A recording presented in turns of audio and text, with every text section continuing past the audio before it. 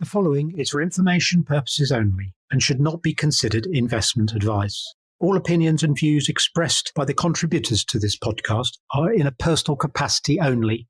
They do not represent the views of Progressive Equity Research or any other organisation mentioned in this podcast.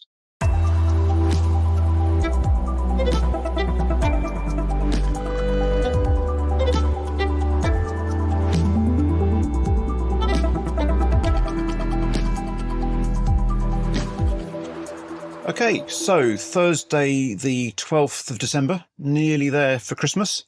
The news this week's been dominated by Syria. But Jeremy, is there anything else going on that you think we should talk about? Well, certainly Syria's been dominating the headlines, but I think it's reflective of the changing shape of the general world order, and it just increases sort of uncertainty surrounding countries like Iran following setbacks to Hezbollah, and now the collapse of the Ashtead regime in Syria. Where we're at here is that it's a win for Turkey and a win for Israel, but the big uncertainty is we're really yet to know what stance the newly emerging Syrian regime will take on the world stage. The other thing to say is that for all this, there's not been a really significant response in the normal fear gauges. You know, the dollar is up, not for reasons to do with heightened uncertainty, but because of the Trump trade, and it's still in full swing. Yes. But before we get on and talk about that, I think there's some interesting things elsewhere.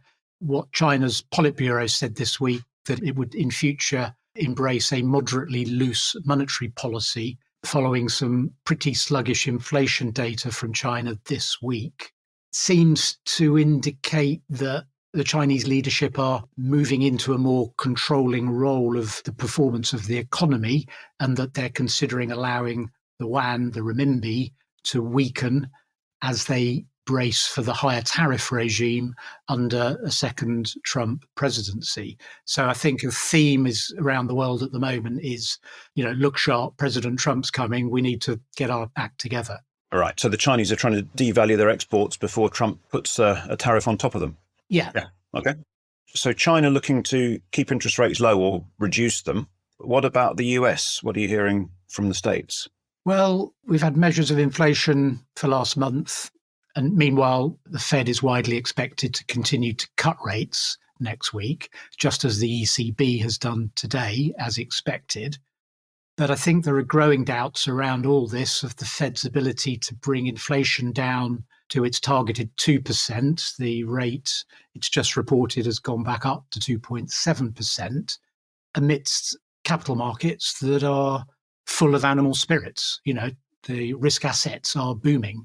Very strong moves on NASDAQ and very strong moves in cryptocurrencies, particularly Bitcoin. And I think the longer term outlook for inflation, government debt and bond yields are tricky, to say the least. Retail investors in the US, or investors into US markets, seem to be ignoring the underlying issue in the bond market and the booming government deficits. It's almost like they've assumed that Elon has done the job at the Department of Government Efficiency already, and that is definitely not the case. No, there's a huge amount of risk as they try and cut that spend without damaging the economy, and whether they even get all of it through, I suppose, is debatable as well, isn't it? Well, I think there's going to be a real political fight back. And I think when that becomes apparent, could be the moment that some of the chickens come home to roost for some of these risk assets. Okay. But until that day, everything just has kept going up. Well, yeah. And, US markets have been driving everything else. And, things like the disappearance of Syria as a sovereign state, it plays second fiddle at times like this, I'm afraid. Everything else is bowing down to the Trump trade, the level of the dollar and the 10-year benchmark treasury yield. These are the key determinants now of the financial conditions for the rest of the world, including the UK. And I'd say within that context of everything else that's going on in the wider world, the value of the pound is holding its ground. It's held up well in a week where the euro and the yen have both weakened against the dollar. And our 10-year gilt yield seems to be moving pretty well in lockstep with the equivalent treasury yield. So the UK is in an okay place in the context of these changes that are taking place. But everybody's trying to get their house in order for a visit from Donald. Surely must be just a coincidence that this week Starmer and Reeves seem to be doing their own sort of versions of Doge Light, with Starmer sort of first accusing Whitehall of lounging in a tepid bath of managed decline, as he described it, before saying that what he actually meant was that the UK civil service is the envy of the world. So we don't really know where he stands, obviously. So anyway. You're right. So, we'll see how that all pans out when Donald does grace us all with his undivided attentions in the new year. What else have you seen in the UK? I mean, I can talk a little bit about some of the progressive news, and then we should maybe chat about some other stocks as well. But on the progressive front, we've had a couple of bits of news, mainly from the building construction sector this week. We've had Springfield, the Scottish house builder, and VanElle, who are more sort of groundworks and engineering, sort of, early phases of building projects. Springfield's had an H1 trading update to November, and VanElle had a trading update to the end of October. So they're both really quite timely, quite recent trading periods that they're talking about. And they're both talking about more optimism and positivity for 2025. And it's good to see that area where the Labour government has been very clear with their ambitions, the 1.5 million houses across the Parliament, they're really trying to get that going. And the sector is already seeing some positivity and enhanced expectations on the back of that. So hopefully 2025 will show the benefit of that change. What other stocks have caught your eye this week? Anything in particular? Well, I think probably the big news for the UK market was the plans for Ashtead, the plant rental business, to seek its primary listing in the US, which removes a real heavyweight £28 billion market cap company from the UK. And I think it's also noticeable that this was a business that 25, 30 years ago, this was a company that was on the verge of bankruptcy. It's worked its way through being a micro cap, small cap, mid cap, large cap, now no cap on the UK market. So that's a sad event for the London market. Sort of in a similar vein, we've seen Games Workshop, which is now a FTSE 100 company, emerge from nowhere. It's this week agreed its long-running content deal that it's been negotiating with Amazon to adapt its Warhammer 40,000 universe into a film and television series.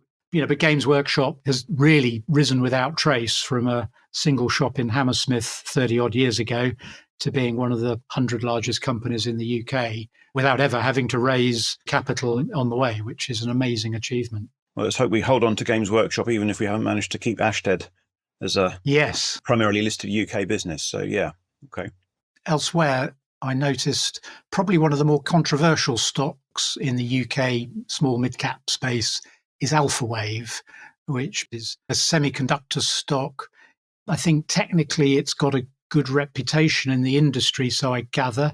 But as a UK stock market entrant, it's had a checkered history, largely a Canadian-based management team with successful track records elsewhere in the semiconductor industry, but has had a very up and down relationship. I mean, the semiconductor industry is volatile at the best of times.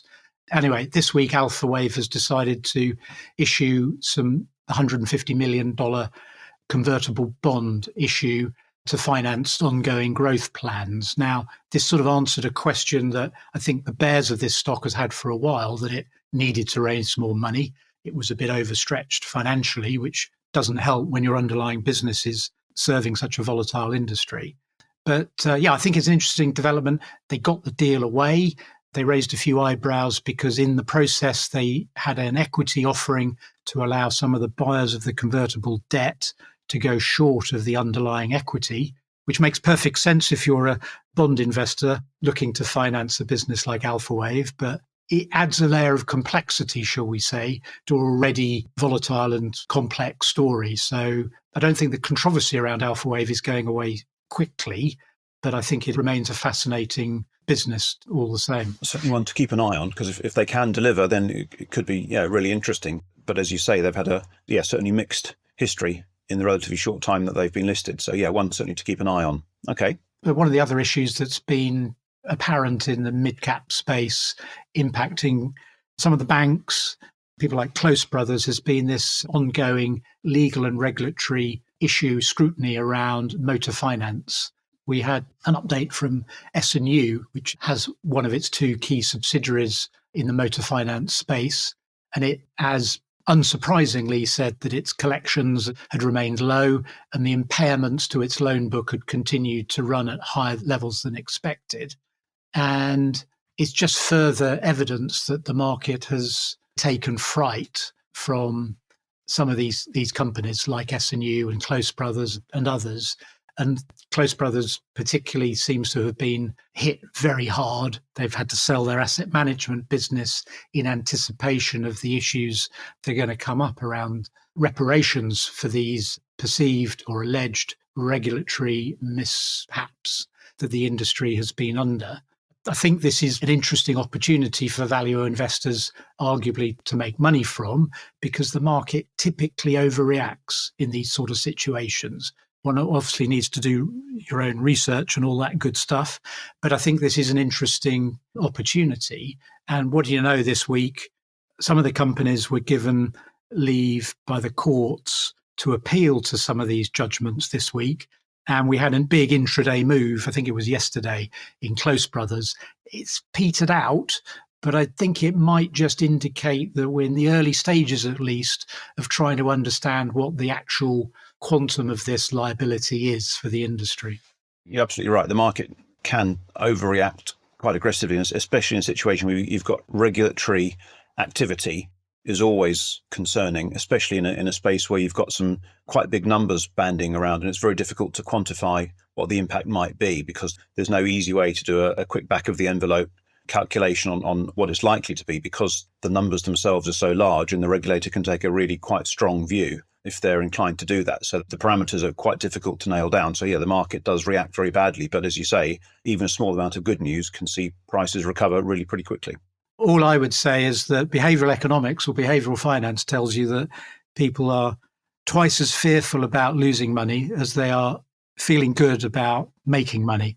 So there's an asymmetry on fear and greed. That is just an evolutionary fact. And I think when the music has stopped here, we will find an opportunity where we have overreacted.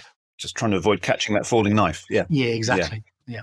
Okay. A lot going on in the UK market this past week. And what do you think is coming up next week? Yeah, it seems to be mainly about rate decisions. Obviously, we had the ECB rate cut today.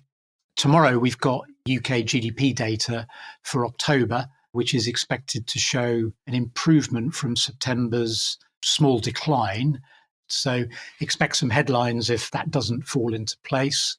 Monday next week, we get some Chinese production data, which should perhaps clarify the need for the expected further stimulus measures coming out of China. Wednesday next week, we get UK inflation data for November, which is expected to be unchanged at around 2.3%. It's notable that the UK inflation is expected to remain now below that for the US. And although the bases of measurement are not obviously exactly comparable, it would be good to see that UK rate remain below the US level for the next few months. But I think the big stuff next week is going to be around rate decisions. We get the Fed rate decision, and the consensus expectation is for a further 25 basis points cut to 4.5%. And then we get the Bank of Japan's rate decision, which as always has the element of risk and surprise. The mood music is that they want to raise rates, but I think they're under pressure from Washington / the IMF not to upset the apple cart like they did in the summer. But, I think it's quite within the realms of possibility that we get up to a 25 basis points rise in Japan, which from 25 basis points to 50 basis points would potentially be that upset. So big change. Yeah. If that's what they do. Yeah. Okay. We get the UK rate decision Thursday, which slightly surprised actually to see that most people seem to think that things will be left unchanged, won't be moving rates this time round. But let's see how that plays out. But all about inflation and interest rates next week. Okay, great. Well, there's a lot there. And there's plenty of macro information to get our teeth into this time next week. So great. Good to catch up, Jeremy. Thanks for your time once again. And we'll chat next week. Okay, see you then. Talk to you then. Bye. Brought to you by Progressive Equity.